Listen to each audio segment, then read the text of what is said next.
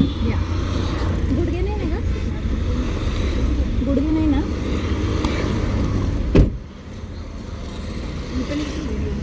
अटकले नाही ना?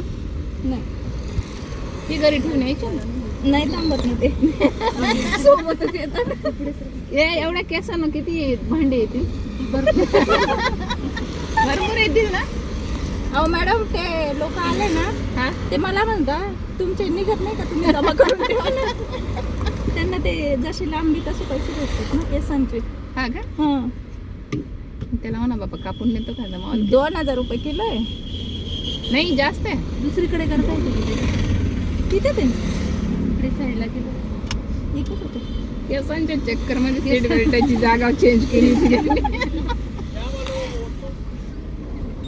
तुम्ही कोणासंग जर भांडण झालं रात्रीने केस सोडून जरी धावले ना त्याच्यावर तो परत पंगाच घेणार नाही आयुष्यात तुमच्या सोबत. कोणासोबत नवराच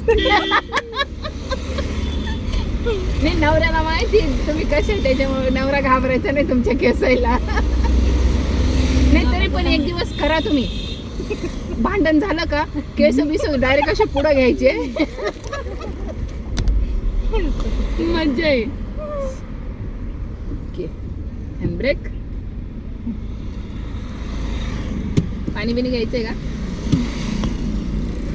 ब्रेक वरती पाय ठेवायचा. थांबा पापाची परी फोन बोलत चालली आहे. हो त्याच्यावर समजायचं नाही तिला. चला क्लच थोडा सोडा ब्रेक. चला आरशात बघा पाठीमा ते रिकी. वरती आल्यावर डायरेक्ट पाय नाही काढायचा. हळूहळू क्लच थोडा. येऊ द्या क्लच वरती. ब्रेक दाबून ठेवा. चढायला गाडी उभी आहे. हो आता तुम्ही ब्रेक येऊ द्या वरती. क्लच ब्रेक सोडू नका. डायरेक्ट वरती येऊन नका देऊ. मी सांगते तिथं थांबवा ना तुम्ही.